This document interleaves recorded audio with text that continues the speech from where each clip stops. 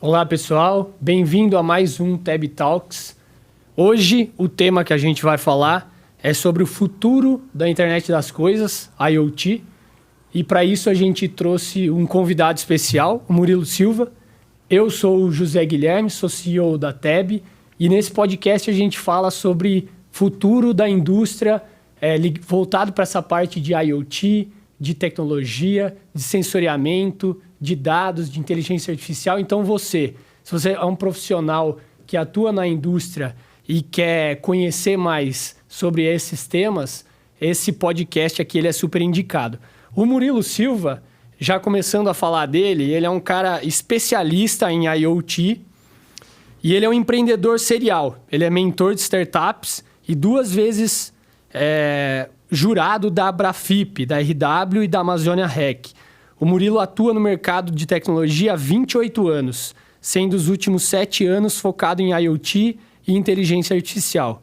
É criador e host do canal IoT GoCast, que até eu sugiro que vocês também assistam, que tem um conteúdo muito relevante, e foi congressista premiado no 4º e no 5º Congresso Latino-Americano de Internet das Coisas, tendo ainda vários outros prêmios e projetos no Brasil e na América Latina. Atua em grandes projetos em empresas como Colgate-Palmolive, TIM, Ambev, P&G e Itaú. Então, com esse currículo aqui já deu para ver que a conversa vai ser muito boa. O Murilo ele é super especialista nessa área de IoT, não só na parte industrial, que é até o que a gente traz muito nos TEB Talks, focado nessa área de indústria, mas ele tem um conhecimento também mais abrangente. Isso daí traz uma relevância muito importante para o conteúdo que a gente vai trazer para vocês aqui hoje. Bom, primeiramente, muito obrigado, Murilo. Eu que te agradeço, e bem-vindo. Obrigado. Muito bom, é uma honra imensa estar aqui com você. Você não sabe o quanto eu me sinto lisonjeado de estar do outro lado da mesa como convidado, né? Eu tô lá também como host, muitas vezes entrevistando outras pessoas, e você agora está convidado, por favor. Queria fazer esse convite formal aqui. Gostaria que você fosse lá também no IoT GoCast, contar a tua história, falar a respeito da TEB, dos seus projetos, quais problemas você resolve. Enfim, a gente vai falar um pouco disso hoje aqui também, né? Mas, mais uma vez, obrigado pela oportunidade de estar aqui e poder falar daquilo que a gente ama e gosta de fazer, né? Legal. Bom, eu acho que tem bastante sinergia, assim. Quando a gente se conheceu no IbraWork, quando eu vi que você estava se apresentando e falou, eu trabalho com hardware, IoT, eu falei, opa, esse cara aí eu preciso conhecer. E daí a gente já se conheceu, gente viu que tem uma sinergia muito grande no assunto que você fala, com a TEB, no assunto que a gente traz aqui. E daí, logo quando a gente começou a conversar sobre fazer um podcast, a gente já estava quase fazendo um podcast antes de ser, né? É verdade. A conversa, na reunião, né? Na reunião, a gente já estava conversando muito, né? E aí, eu acho que você traz muito bem esse assunto, você tem uma didática muito boa. O que é IoT? Para o pessoal entender, para a gente começar lá do começo e muitas vezes o pessoal fala, IoT, cara, o que é isso daí? Muitas vezes o cara, ele até tem lá o contato, ele na planta dele tem os sensores, sabe, né? Mas ele não tem o termo, né? Tem em casa, tem no pulso, tem no bolso e não sabe que tem, né? Na verdade, durante esses 7, quase 8 anos que eu estou no mercado de IoT, eu acreditei e absorvi muitos conceitos do que é a internet das coisas. E hoje eu tenho um conceito mais solidificado, assim, mais concreto, baseado na minha própria experiência e no que eu tenho ouvido do mercado. Então, IoT é um termo que nasceu lá no MIT na década de 90, em 1996, com Kevin Ashington, onde ele teve uma ideia, um problema para resolver, onde ele precisava conectar alguns ativos para trazer informações para tomada de decisão. E aí, na época, dada a tecnologia, ele utilizou o RFID, que é a identificação por radiofrequência, para conectar mesas, para conectar coisas, para conectar cadeiras, para conectar fones, livros, prateleira, coisas em geral. Essas coisas elas eram identificadas e eram localizadas através desse sensor de RFID. Essa informação era transmitida para um gateway, a gente vai falar das arquiteturas aqui. era transmitida para um gateway, esse gateway transmitia esse dado para a internet, e a partir dali um gestor conseguia olhar e saber, opa, essa mesa está no 7º andar, aquela cadeira está no 4º andar. E isso trazia alguns insights e melhora da operação de forma geral. Com o passar do tempo, isso daí evoluiu e a internet acabou se difundindo, se capilarizando, ganhando mais popularidade no mundo.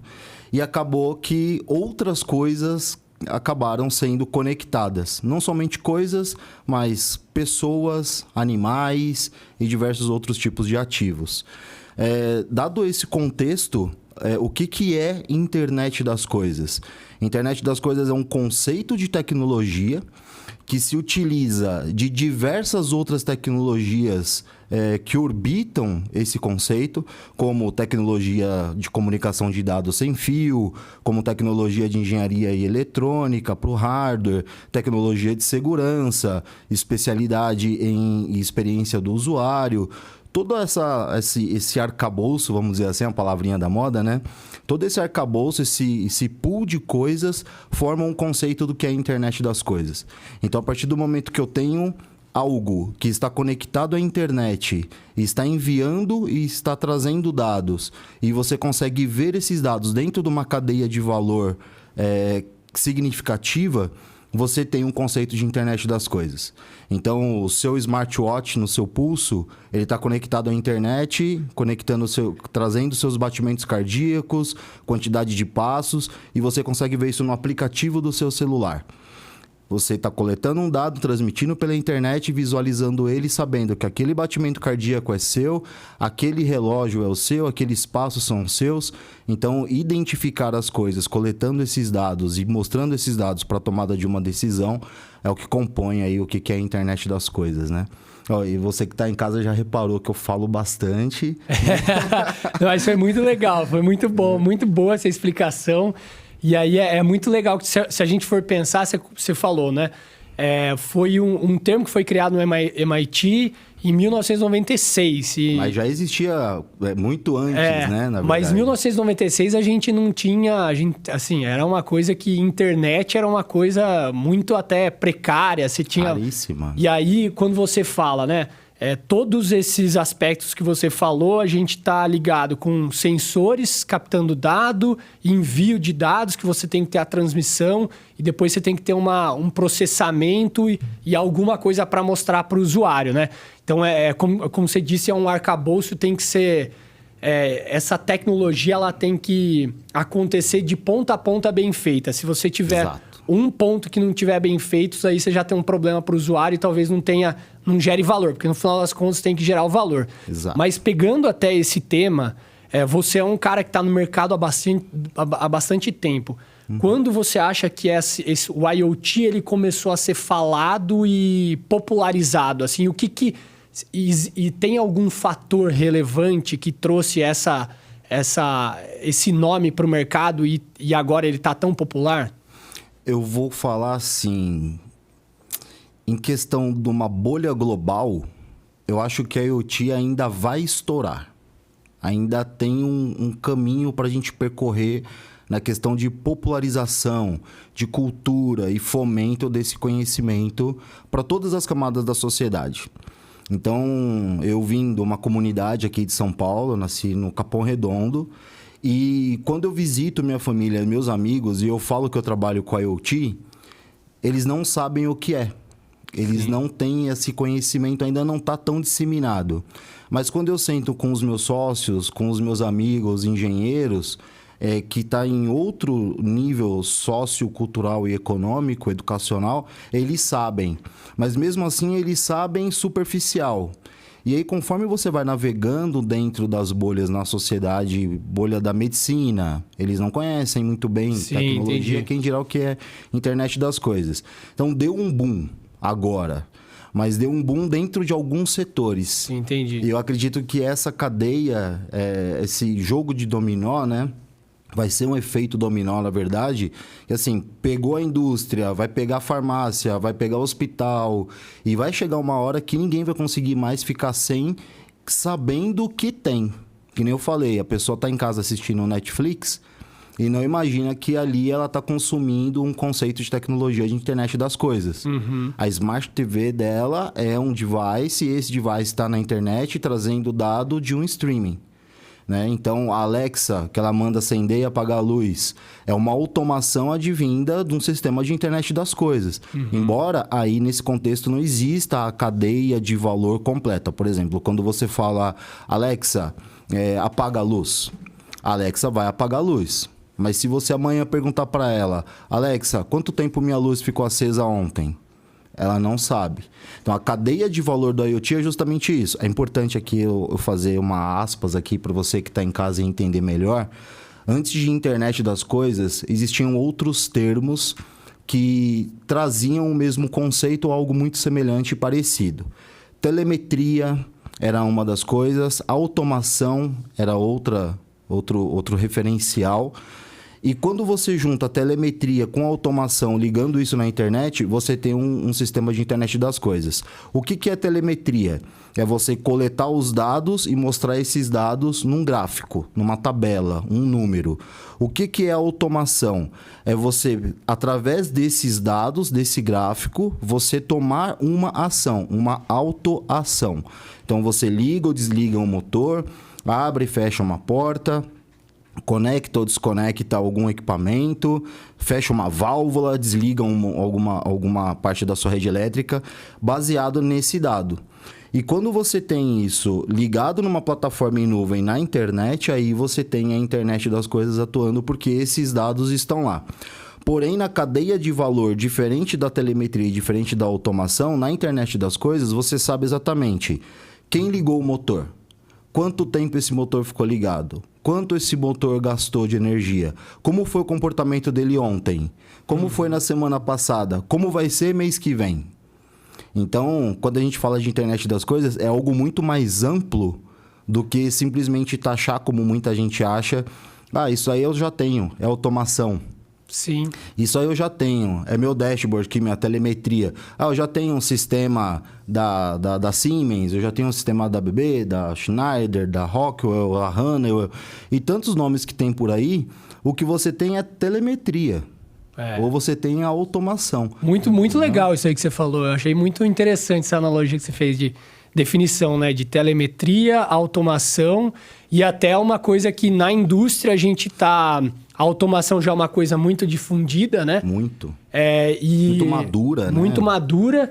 E existe até... Na indústria existe uma barreira para a gente ter essa união entre automação e internet das coisas. Sim. Daí a gente entra numa parte de segurança, né? Que é muito importante para as empresas de cybersecurity também. Mas achei muito interessante isso daí que você comentou. E essa questão também dessas nichos, isso daí é muito verdade e de vez em quando a gente esquece, né? Como a gente tá vivendo, eu vivo o mundo de indústrias e eu tô vendo muito aquilo lá, isso daí a gente acaba esquecendo essas outras esferas que elas, muitas vezes elas não entendem, né? O que tá acontecendo. E aí, você também, eu já vi algumas coisas que eu acho que é muito interessante, eu já vi você falando, trazendo uma evolução de como que as revoluções industriais elas foram acontecendo. Sim. Até a gente chegar no ponto que a gente está. Você pode falar um pouco disso daí? Posso, é uma coisa que eu gosto de falar e em alguns aspectos, quando eu comento a respeito de mercado, inclusive, isso gera uma certa polêmica. Porque a gente começa a tratar com as famílias que dominam o mundo, né? Que dominam os mercados. A gente está falando de BlackRock, a gente está falando de Vanguard, a gente está falando da Fidelity, que são grandes holdings que são sócias das maiores empresas do mundo. E a história vem se repetindo desde a indústria 1.0 até hoje. Praticamente são os mesmos donos das mesmas indústrias. Então, mas como é que isso tudo aconteceu? Há 9.000 anos atrás, o homem usava tração animal, usava manufatura. Era a idade da pedra lascada, né? O homem usava as ferramentas rudimentares que ele tinha ali para arar o campo, para a agricultura. Quando a agricultura estava surgindo, não existia processo, não existia muita coisa. A partir do momento que entrou... Por que veio, né, a indústria 1.0. Veio com o advento da extração do petróleo, feito na época pela família Rockefeller, né, que é o dono do grupo BlackRock hoje. E vocês vão entender aqui o que está ligado com o quê. Então, na indústria 1.0, o advento do petróleo, da gasolina, do querosene, isso veio trazendo processos mecânicos, mecanizando a indústria 1.0. A indústria 1.0 e a 2.0, elas se confundem um pouco, apesar de estar num lapso de tempo de quase 100 anos. A gente está falando aí de 1790 para 1860, mais ou menos. Mas ela se confunde porque veio o processo de mecanização humana, contração animal, inclusive, mas veio junto também o começo da extração de petróleo e o uso de combustíveis fósseis. Então, a indústria 2.0, ela veio dessa mecanização e dessa mecanização com a geração de energia já não mais pelo homem, pela mão do homem, pela mão do animal, mas com a utilização de petróleo, de gasolina, de querosene, de gás e demais combustíveis fósseis. Isso deu um up muito grande, né, na produtividade, vamos dizer assim, do desenvolvimento de outras tecnologias. E aí surgiram empresas como o Grupo Mobil, Repsol, são empresas centenárias, antigas, Chevron, são até hoje grandes extratoras de petróleo e produtoras de subprodutos. Na indústria 3.0, a gente já entrou ali em 1800 e pouquinho para 1900, onde a gente teve o advento da luz elétrica, da energia elétrica. Uhum. Então veio Tesla, veio Thomas Edison, eu queria ter vivido nessa época, né? Einstein, Planck, Bohr, Schrödinger, todos esses físicos quânticos, esses matemáticos, esses estatísticos, eles construíram algo em conjunto, mas quem levou a fama de verdade foi um ou outro. Como é comum, né? Não dá pra gente dar o crédito para todos, senão a história acaba se perdendo e se enfraquecendo. Então, Thomas Edison veio com a criação da lâmpada, que a princípio era com corrente contínua. Porém, o sistema de distribuição de corrente contínua não era algo viável. Precisaria de subestações de controle dessa energia a curtas distâncias. Isso encarecia toda a rede e inviabilizava. Tesla recebeu aí uma informação de Marte, quem sabe, né? E ele acabou gerando a corrente alternada. Ele fazia com que a corrente ia e voltava, ia e voltava, ia e voltava em ciclos. E nesses ciclos ele conseguiu tornar viável a distribuição de energia. E essa energia que era gerada através de um motor, de uma bobina, a gente vai falar de motor daqui a pouco, inclusive, ela gerava essa energia pulsada, essa energia era mais fácil de ser distribuída. Numa arquitetura, numa distribuição numa cidade hoje, é muito mais viável ter energia alternada, corrente alternada, do que a gente ter corrente contínua, haja vista toda a distribuição que a gente já tem no mundo inteiro. Salvo alguns cases específicos, utilizam corrente contínua, como ônibus elétricos, que os famosos trólebus aqui de São Paulo. Mas era uma rede cara, de difícil manutenção, enfim.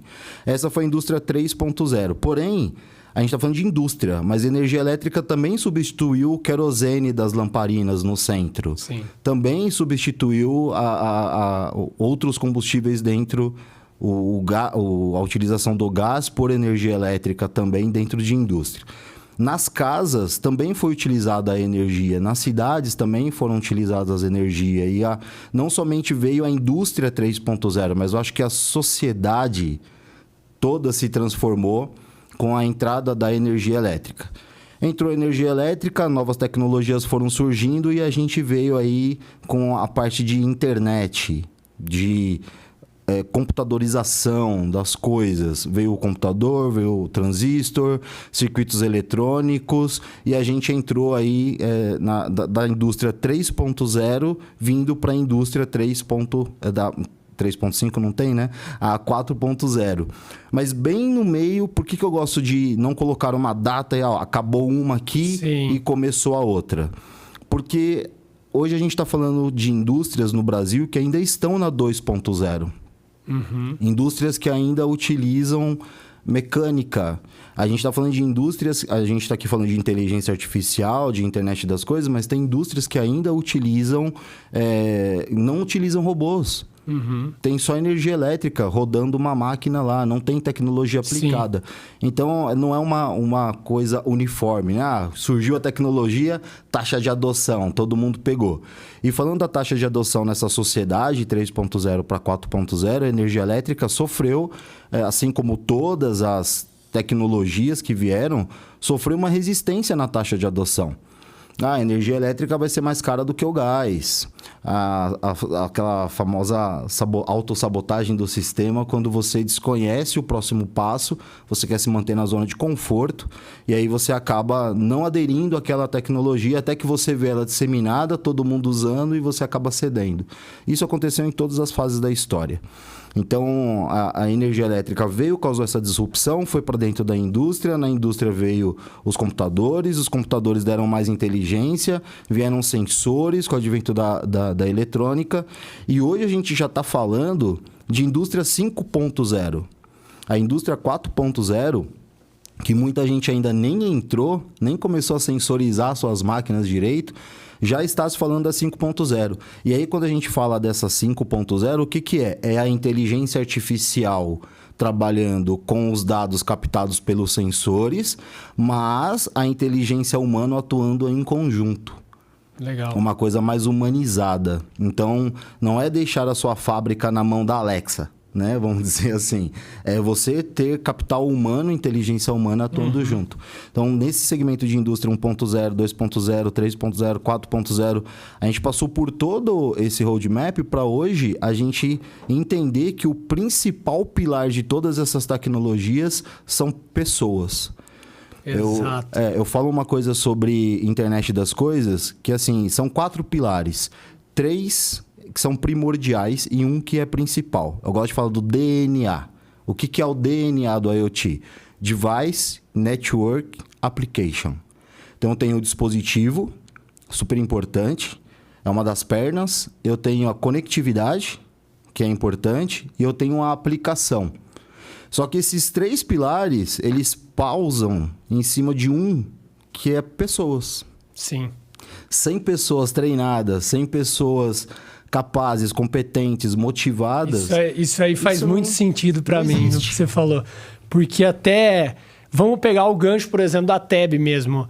O sensor de vibração e temperatura, um sensor que manda um dado por radiofrequência e tudo mais. Isso é uma tecnologia antiga. Isso não é uma tecnologia nova. Sim. Mas a gente sente exatamente o que você falou, né? Tem indústrias e tem indústrias...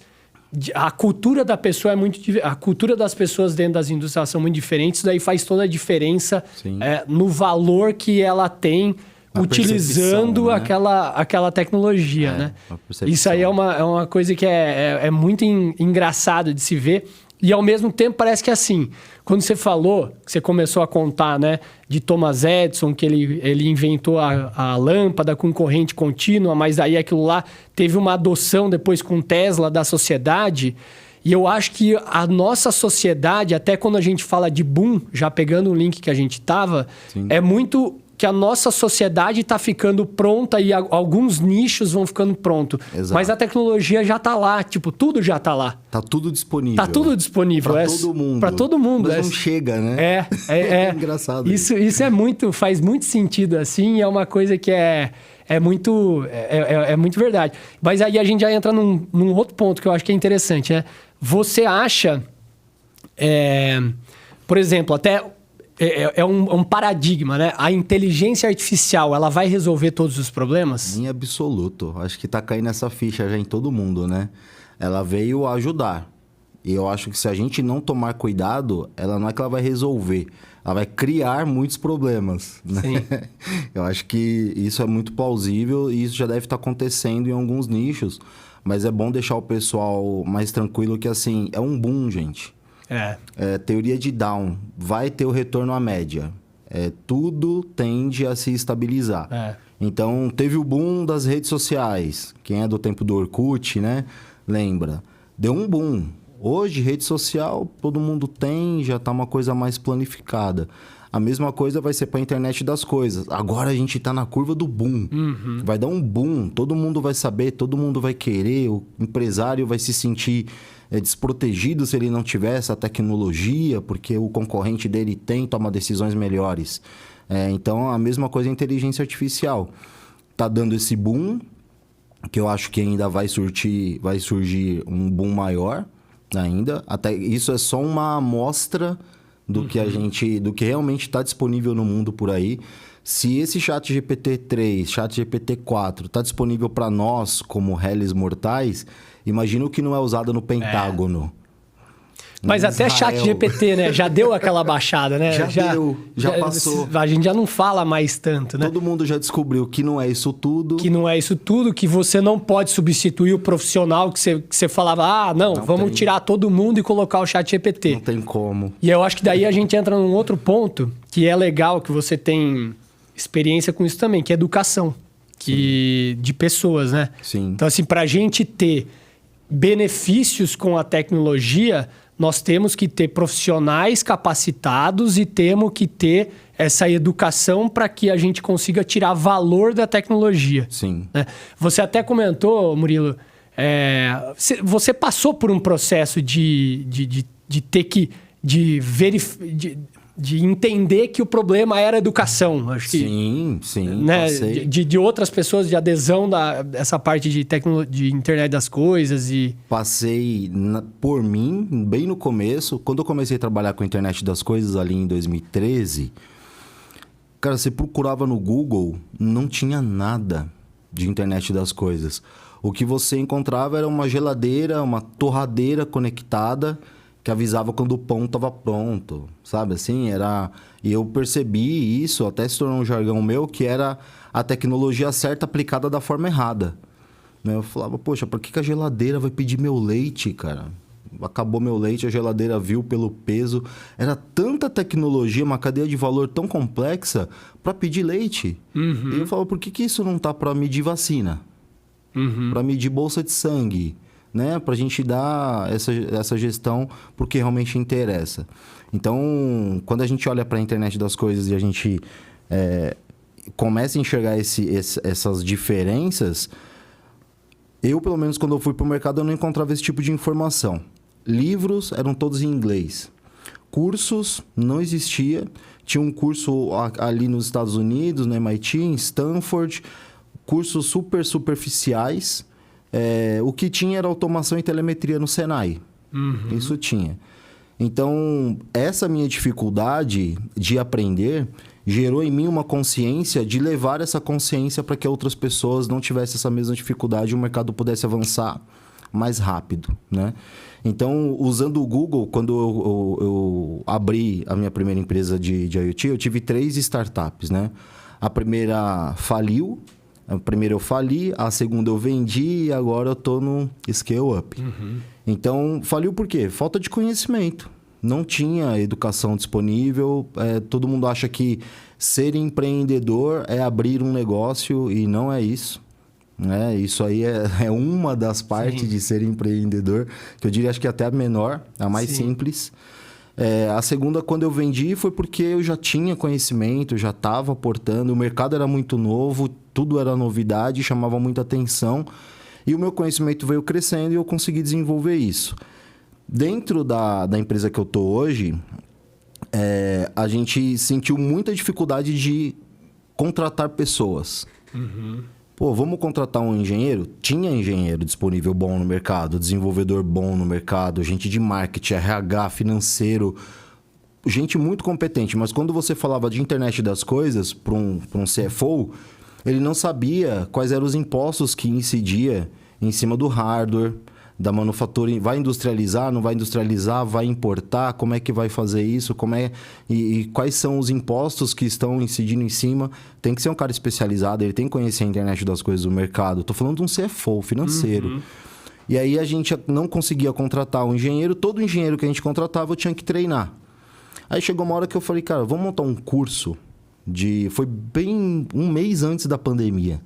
Vamos criar um curso, um treinamento sobre a internet das coisas? Vamos. Criei um treinamento sobre a internet das coisas de fundamentos de IoT. Esse treinamento, hoje, ele já treinou mais de 500 pessoas. Dessas 500 pessoas, 300 pessoas... Não sei se pode falar o nome aqui da operadora, claro. né? É a TIM, A gente treinou todo o Corporate Solution, que é os accounts de vendas, executivos de venda da TIM no Brasil inteiro, todo o time de marketing pré-vendas deles. Por quê? Você imagina, treinar uma operadora em IoT é porque realmente o mercado precisa disso. E quais eram os assuntos assim? Eles precisaram primeiro do treinamento gravado em EAD, que dava a base do que era IoT. Por quê? Muita gente pesquisava no Google o que era IoT e encontrava lá, cara, mas você trabalha na área da saúde? Mas por quê? Não, porque eu vi aqui intubação ortotraqueal. Era a época da pandemia. Essa tag estava em alta. Entendi. Mas é Instituto de Ortopedia e Traumatologia, eu tô vendo aqui. Não, cara, é Internet das Coisas. Digita aí, não a sigla em inglês. E aí a pessoa... Então, eu via que a pessoa não sabia nem pesquisar o que era o assunto. E era um vendedor de uma empresa desse tamanho, entendeu? Então, a gente criou esse curso. Esse curso era de fundamentos. Acabou o curso de fundamentos, você sabe agora o que é o device, o que é a conectividade, o que é uma rede 4G, LoRa, NB-IoT, Bluetooth, Zigbee, satélite, NFC, RFID, todas as conectividades. Você sabe? Sabe. Entendeu? Entendeu. Então, agora, que mercado que vocês querem atuar? E aí o cliente pediu pra gente criar 9 palestras, seriam 9 cursos, 9 workshops, de 2 horas cada um, focados cada um numa vertical que ele atendia. Então, teve um workshop para a indústria 4.0, teve um workshop somente para hardware, conectividade, um somente para smart cities, um somente para saúde, um somente para agro, um somente para logística. E, claro, eu não domino 100% todos esses setores, então eu fui trazendo convidados e pessoas do mercado para desenrolarem esse assunto comigo nesse treinamento. Hoje, a TIM é um cliente nosso, é um parceiro de dupla mão, né? Tanto a gente fornece tecnologia para eles, quanto eles fornecem tecnologia para nós também. E diminuiu muito o acesso a dúvidas que antes eram consideradas básicas. Sim. Hoje, quando alguém do nosso cliente chega para fazer uma pergunta, a gente já fala, nossa, ferrou, vai vir aquela pergunta. Porque o cara sabe que ele já foi pesquisar, ele já conheceu o mercado, ele já tem um treinamento, então ele vai vir com uma pergunta realmente que faça mais sentido. Não vai vir perguntando se eu sou da área da saúde, né? Sim. A parte educacional é muito importante. E uma coisa que é muito... Eu gostaria aqui de deixar isso também registrado. Todo mundo, quando vai fazer um curso de internet das coisas, encontra coisas como Arduino, como Raspberry, como Node MCU, ESP32, hardware, né? E quando você vai para o mercado, você se depara e descobre que isso, cara, não é o que funciona. O seu hardware não é uma Raspberry, é um Arduino, né? Não é. E quando você vai para dentro de uma indústria, você não consegue implantar isso. Então, existe também a falsa sensação, deixada, acredito, por um legado do Grupo Maker, de que é Senai, né? Eu sou super a favor, eu venho desse mundo, mas que internet das coisas é isso. E quando, na verdade, a internet das coisas é algo muito maior. É muito maior. Não tenta inventar um hardware, já existe um hardware. Foca em entender a dor do cliente e aí você vai encontrar uma solução. De repente, a solução seja um hardware novo que não exista. Mas isso não pode ser feito sem uma pesquisa de mercado, sem um entendimento do que você realmente está fazendo. Isso tudo, essa problemática toda, veio da falta de educação. Da falta de um curso direcionando as pessoas. Eu dou mentoria hoje e esses dias, inclusive, eu dei uma mentoria para uma das pessoas do grupo que estava na reunião de network com a gente algumas semanas atrás, falando, cara, eu tô perdido. Eu não sei para onde que eu vou. Tô fazendo um curso aqui, eu falei, me mostra o que você está aprendendo. Aí ele estava aprendendo Lua e C para desenvolver hardware. Eu falei, vou abrir um site aqui na China para você ver a quantidade de sensores que custam centavos e você está tentando fazer uma coisa que já existe na China. É legal. Né? Você sabe, quando você falou isso daí, né, que a gente vai... Quando você começa a entrar nesse mundo mesmo de sensores, parece que é muito fácil. E aí a gente, até contando um pouco da história, na TEB, eu e o Marco, que é o sócio fundador também, e ele domina essa parte de hardware, a gente começou a conversar e falou assim, a ideia é essa. Então, a gente sabia o que tinha para fazer, a gente já tinha um conhecimento na área de vibração, de manutenção preditiva. Então, a gente tem que fazer um sensor para jogar lá para o cliente. E a gente falou assim, cara, 3 semanas está pronto. Uma coisa assim que a gente falou. Não, a gente legal. pega uma ESP32, coloca uma coisa aqui. Aí no protoboard, fiozinho colorido. Nossa, ali, né? cara, a gente foi vendo que ali tinha que ter uma baita de uma conectividade, tinha problema de internet, tinha banco de dados, depois tinha a inteligência artificial. Mas enfim, daí a gente demorou alguns anos. A gente demorou alguns anos depois dessas 3 semanas, 4 semanas, para conseguir fazer isso daí. Então, é uma coisa que realmente, quando a gente vai na internet das coisas para desenvolvedor, né? É uma coisa que ela é extensa, assim, você tem que se dedicar e ir a fundo para conseguir gerar o valor para entender a dor do seu cliente final. Mas aí, por exemplo, quando a gente está olhando, nesse ponto de vista, nós estamos olhando de uma educação até para um desenvolvedor, né? Mas, por exemplo, eu sinto que na nossa aplicação, como é de manutenção preditiva, a internet das coisas, que é de um nível mais gerencial e talvez não tão profundo ali de desenvolvimento, ela também exige uma educação profissional que está ali, né? Sem dúvida. Para ele entender como funciona a conectividade, que é a base do que você falou até. É um trabalho de aculturamento do profissional que vai pegar essa tecnologia na ponta. Perfeito. Né? E isso é muito importante para a gente ter esse valor. E aí, uma coisa... Você acha... Eu acho que isso tem muito a ver também com as gerações. Então, tem geração mais antiga que ela está... Ela não... acho que naturalmente a tecnologia vai avançando e as gerações mais novas elas vão tendo mais facilidade. E a gente tá ficando para trás também, né, Murilo? Com certeza dúvida. A gente tá nesse caminho aí. Mas você acha que esse... natural, né? É o natural da vida. Mas você acha que essa cultura, essa nova geração, ela tá mais aberta para a internet das coisas, isso daí vai facilitar ou não? Ou é uma coisa que é pelo contrário? Eu realmente não tenho uma opinião formada sobre isso. Eu tenho a felicidade de no meu time ter um desenvolvedor octogenário, tem 80 anos, e eu tenho um desenvolvedor com 20 anos.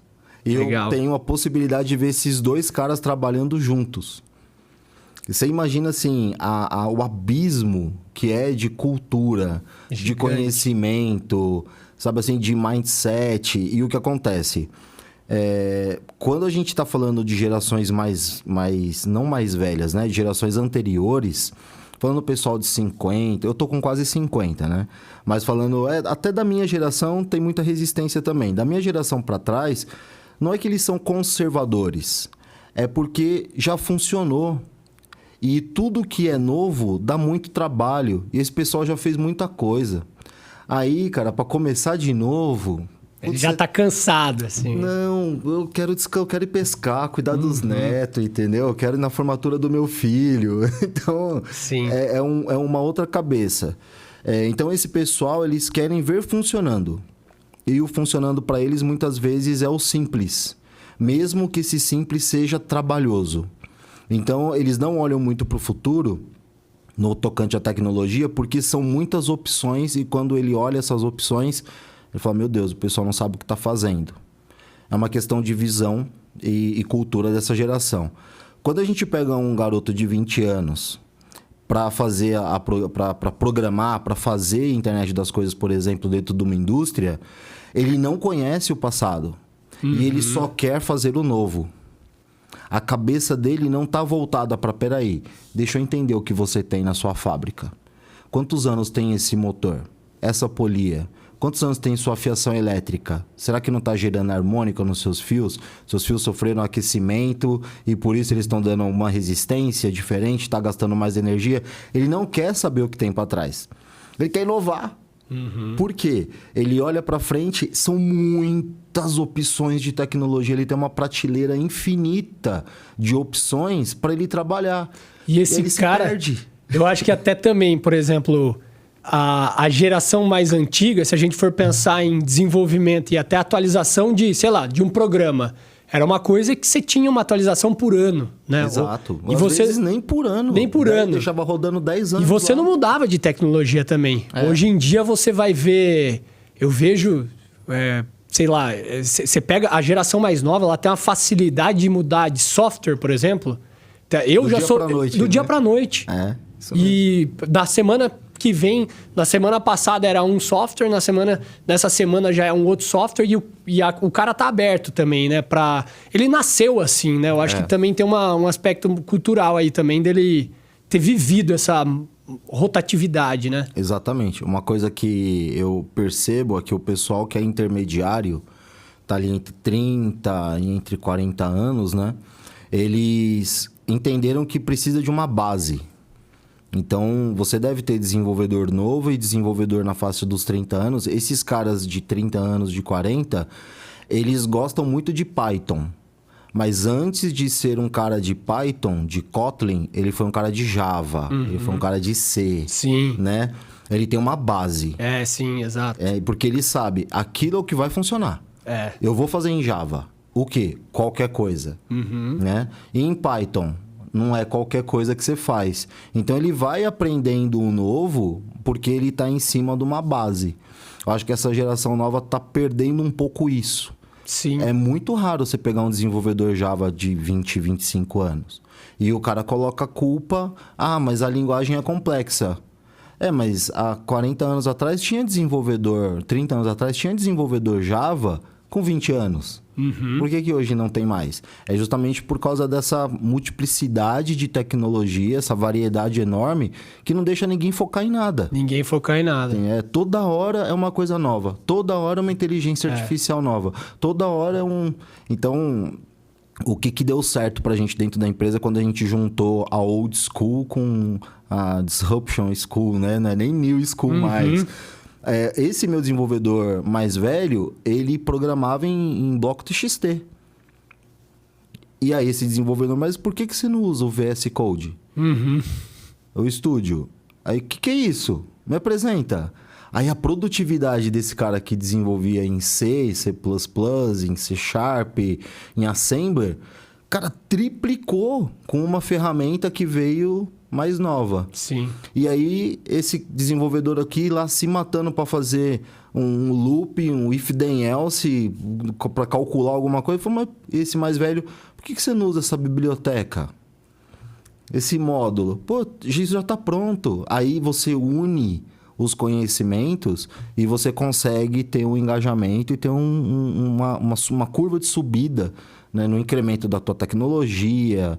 E é legal ver isso porque outras pessoas do time se encorajam a fazer parte e a querer aprender e querer se atualizar. É uma experiência fantástica, assim, quando você junta as gerações, Sim. né?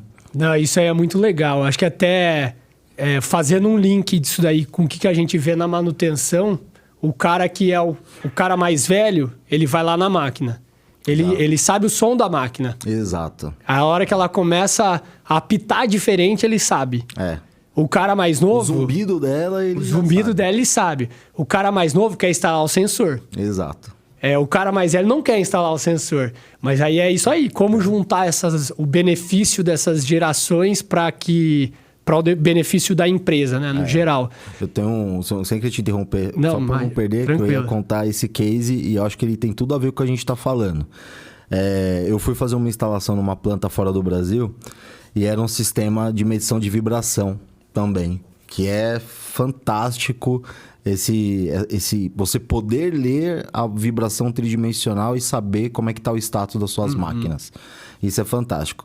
E aí, nessa fábrica tinha um engenheiro de predição, um cara de manutenção, que ele ia lá, ele tinha um estetoscópio. Né? Ele colocava o estetoscópio no motor, ouvia igual ouve um paciente mesmo, assim, né? E eu achei aquilo bizarro. Era um senhor de 60 anos, 65 anos. E aí, eu me apresentei, falei, eu vim aqui para fazer a instalação do sistema, tal, não sei o quê. Ele, entra aí. Senta aí. Me espera. Cara, ele ficou uns 3 dias assim. E com os outros, ele era mal gente boa. Ele trocava ideia com todo mundo. Eu falo, será que... Fica passando na cabeça, né? Mas será que eu falei alguma coisa, meu Deus? Será que eu fiz alguma coisa que ele não gostou? Passou 3 dias, a gente já tava almoçando junto e tal. Aí eu perguntei pra ele, né? Eu falei... Era Armando o nome dele. Eu falei, Armando, por que nos primeiros dias aí, agora você tá mó gente boa comigo. Ele, cara, porque eu tô pra aposentar, aí você vem instalar um negócio aqui pra tirar meu emprego, mano. Essa porcaria de sensor vai fazer exatamente o que eu faço. Falta 2 anos pra me aposentar, Murilo. Você acha que eu tô feliz, não sei o quê? Nossa, cara, eu respirei assim, eu falei, bicho, você não sabe o que tá te esperando. Cara, deixa eu te contar, deixa eu te explicar o que é. Hoje, a gente contava passos no celular. Quantos quilômetros a gente andou aqui pra verificar 390 máquinas? Aí ele, vou no celular, contador de passos, cara, a gente andou 16 quilômetros. Macacão, bota, capacete, luva, óculos, no calor. Cara, passando risco. A gente andou 16 quilômetros dentro da planta para verificar 390 motores.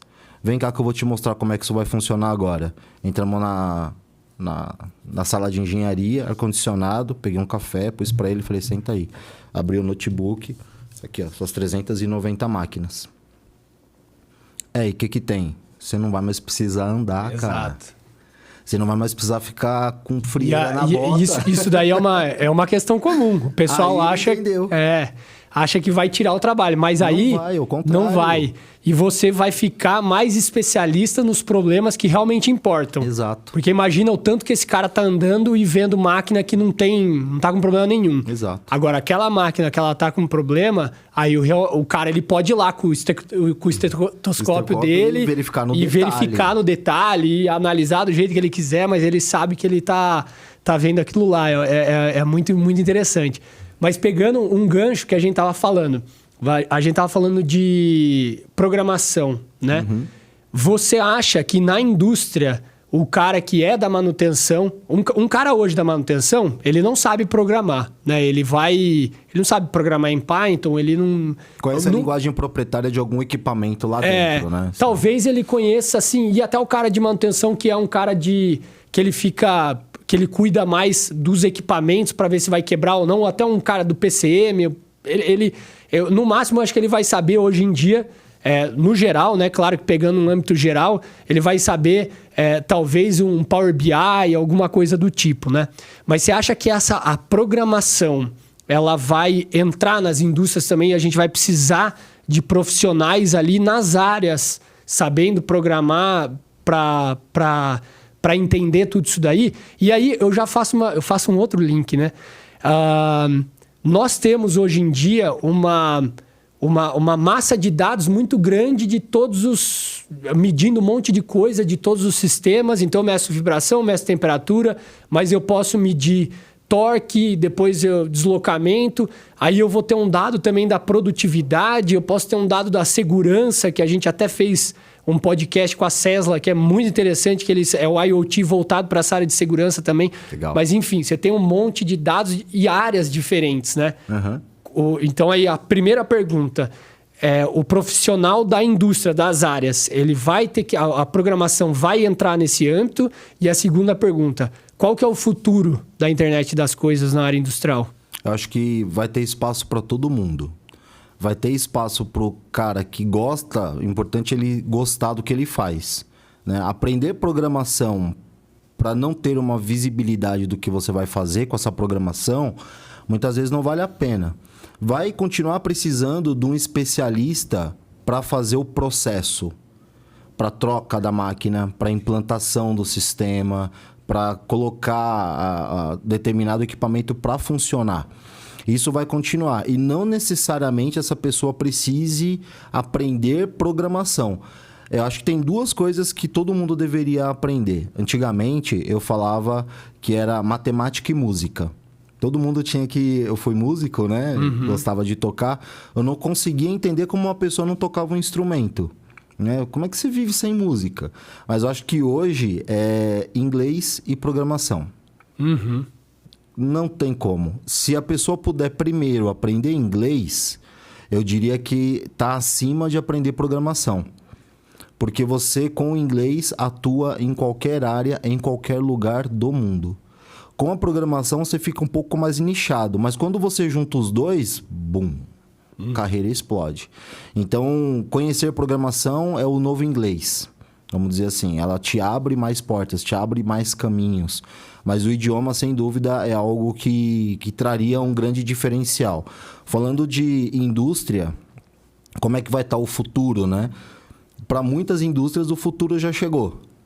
Mas, mais uma vez, uma indústria muito grande, como uma Bombardier, como uma Boeing, por exemplo, do ramo da aviação, de veículos mais modernos, vamos dizer assim, existe a tecnologia numa área, mas existe outra área que ainda é metal mecânica, né? Não tem tanta tecnologia e as coisas vão se cruzando no meio do caminho para sair o produto. Então, o que eu vejo de futuro quando está entrando a internet das coisas dentro da indústria e a gente está vendo toda essa disrupção. A internet das coisas é um dos pilares, mas está vindo Big Data, que são os data lakes que vão na coleta e armazenamento desses dados fornecer os insights, seja para o humano ou seja para a inteligência artificial tomar as melhores decisões. A gente está falando de aprendizado de máquina, a gente está falando de uma coisa que é básica, que só funciona com a internet das coisas, que é o metaverso, que é a parte de digital twin. E o que é o digital twin? É você simular um mundo real num mundo virtual. E esse mundo virtual pode ser o metaverso, pode ser realidade estendida, pode ser realidade aumentada, pode ser realidade virtual. Existem diferenças entre essas tecnologias, entre essas camadas, cada uma tem uma aplicação, mas dentro da indústria todas elas podem ser utilizadas.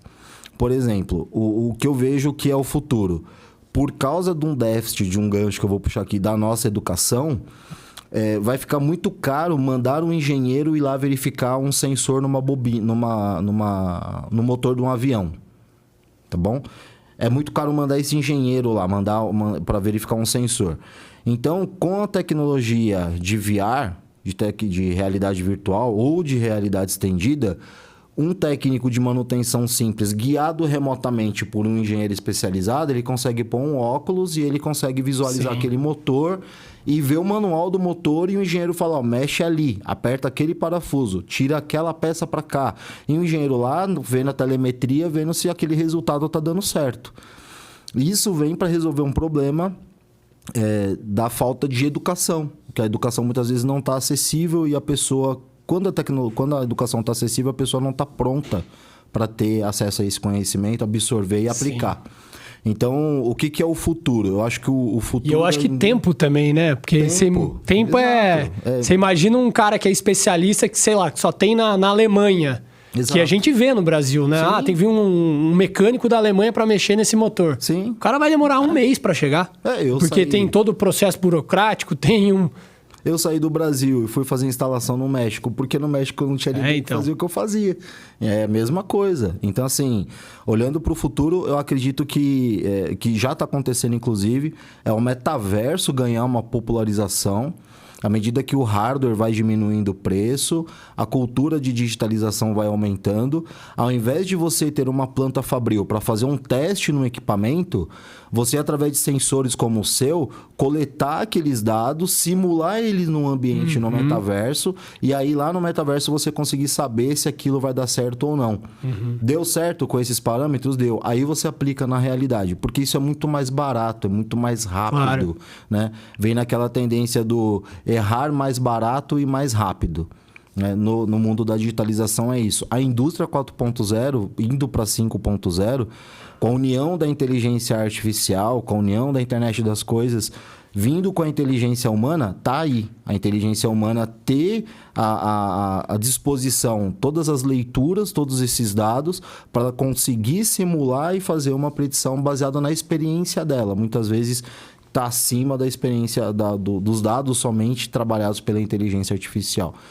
Quando eu olho para o futuro da indústria, eu vejo isso. Eu vejo isso em grandes indústrias, em grandes empresas e de forma total. Não somente quando a gente fala de indústria, todo mundo tem na cabeça a indústria automobilística, né? Aquela linha de produção. Mas a gente está falando da indústria da saúde, de entretenimento principalmente. Né? A gente está falando de diversas indústrias. Indústria do agro, você poder simular um determinado tempo de colheita baseado em dados meteorológicos e você saber qual é o melhor tempo de colheita, você visualizando aquilo. Ao invés de você ter um dashboard no seu NOC, né, lá na sua empresa, lá na sua indústria, no seu centro de monitoração, você ter um óculos e você poder passear dentro da sua planta olhando todos os dados que estão acontecendo. Eu acho que o nível de gestão, isso está acontecendo em algumas empresas, e isso vai se popularizar e crescer cada vez mais aí. Muito interessante. Eu acho que essa visão sua aí de um metaverso aplicado na indústria é uma coisa até que eu nunca tinha parado para pensar, mas faz muito sentido até alguma coisa mais assistida, né, que a gente já viu. Isso daí é uma coisa que eu até já vi em algum lugar, mas pensando no futuro e pensando em integrar os dados, e isso daí tá tudo em um ambiente virtual e que a gente tem uma nova realidade para isso daí, é uma coisa que faz muito sentido. É muito interessante de falar. Sem dúvida. Mas acho que, cara, assim, tá sendo muito legal esse papo. Acho que flui muito bem o papo com você. A gente fica 2 dias, né? A gente fica 2 dias conversando para falar. Então a gente falamos sobre IoT, sobre o que é, né? Você falou também sobre a parte da evolução das indústrias de 1.0 até o que a gente tem hoje. Aí a gente pegou muito nessa pauta da educação, que eu acho que é uma coisa muito legal que a gente trouxe aí nesse podcast. E até eu acho que quando você falou, tem 2 coisas que o profissional precisa, inglês e programação, isso fica até como dica para o pessoal que trabalha... Acho que não só, em todos os âmbitos que trabalham que quer ter uma carreira, eu acredito muito nisso também. Eu, por exemplo, não sabia programar. Assim, sabia o muito básico. Aí no começo da TEB, eu comecei a programar, porque era eu e o Marco, basicamente, que a gente desenvolvia as coisas, e eu vi o quanto de liberdade que eu tive para conseguir fazer as coisas, né? Pôr a ideia que você tinha em prática, sem depender Pôr a de ideia ninguém. em prática. E aí eu vejo que muitas vezes, quando você tem, por exemplo, na manutenção, e você tem um cara que sabe programação, ele se destaca muito. Muito. Porque ele consegue entregar lá pro gestor dele coisas que ninguém... Que ele fala, cara...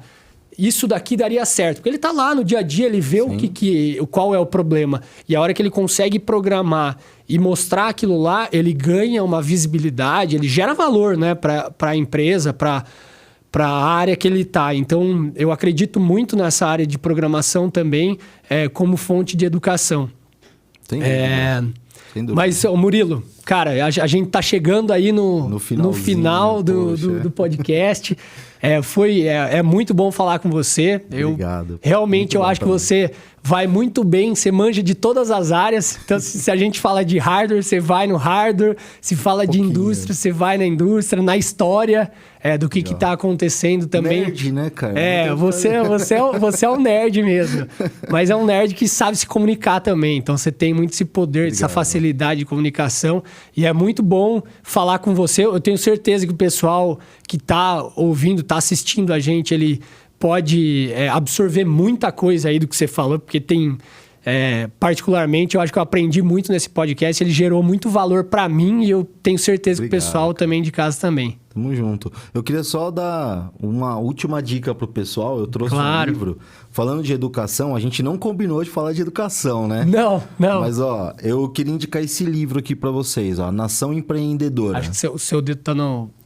Aí, boa. Pronto, Nação Empreendedora.